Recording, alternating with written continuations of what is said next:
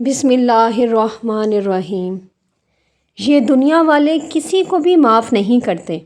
اس بارے میں شیخ سعدی شیرازی علیہ الرحمہ اپنی کتاب بوستان سعدی میں لکھتے ہیں، دنیا سے صرف وہی بچا ہوا ہے جو گوشہ نشین ہو گیا ہے، ورنہ اس دنیا نے کسی کو معاف نہیں کیا، خواہ کوئی ریاکار ہو یا حق پرست۔ کوئی اگر فرشتے کی طرح آسمان سے اترا ہے تو لوگوں کی بدگمانی سے وہ بھی نہیں بچ سکا۔ دجلہ کے آگے بند تو باندھا جا سکتا ہے، لیکن لوگوں کی زبان بند نہیں کی جا سکتی۔ جو سر سے پاؤں تک گناہوں میں لتھڑے ہوئے ہیں، وہ بھی اولیاء اللہ کو کہہ رہے ہیں کہ یہ خشک اور پرہیزگار ہیں اور روٹی کے چکر میں ہیں۔ تو تجھے لوگوں کی باتوں سے بددل نہیں ہونا چاہیے، کیونکہ جزا صرف اللہ نے دینی ہے۔ لوگ اگر تجھے ذرہ برابر بھی وقت نہ دیں تو پرواہ نہ کر، لیکن اگر خدا راضی ہو جائے تو لوگ جو چاہے کہتے پھریں، پرواہ نہیں۔ ایک ہی بات دو بندے سنتے ہیں تو نتیجہ نکالنے میں ایک فرشتہ ہوتا ہے اور دوسرا شیطان۔ تاریکی میں رہنے والا سورج سے استفادہ نہیں کر سکتا، شیطان صفت انسان نصیحت سے فائدہ نہیں اٹھا سکتا۔ اگر تو شیر بنے یا لومڑی، ایسا شخص تجھ پہ ضرور تنقید کرے گا۔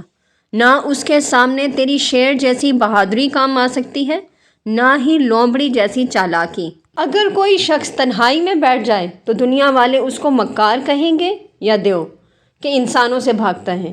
کوئی ہنس مکھ اور ملنسار ہے تو اس کو بے حیا گردانیں گے۔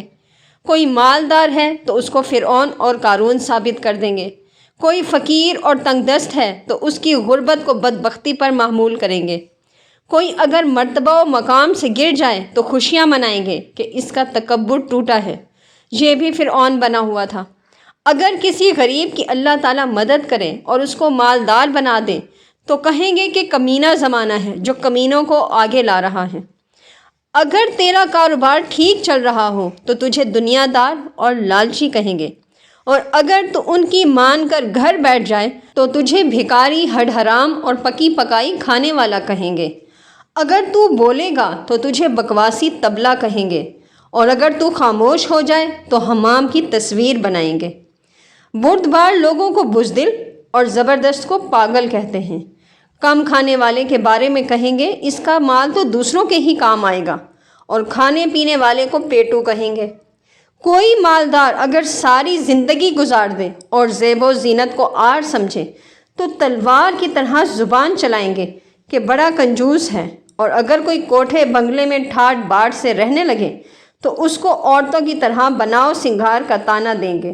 کوئی جتنا بھی عبادت گزار ہو، اگر اس نے سفر نہیں کیا تو سیاح لوگ اسے مرد ہی نہیں سمجھتے کہ بیوی کے پہلو میں بیٹھنے والا ہے۔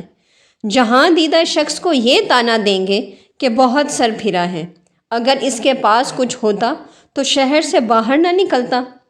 اگر شادی نہ کرے تو زمین کا بوجھ قرار دیتے ہیں، اور اگر کرے تو شہوت پرست اور کیچڑ میں پھنسے ہوئے گدھے سے تشبیہ دیتے ہیں۔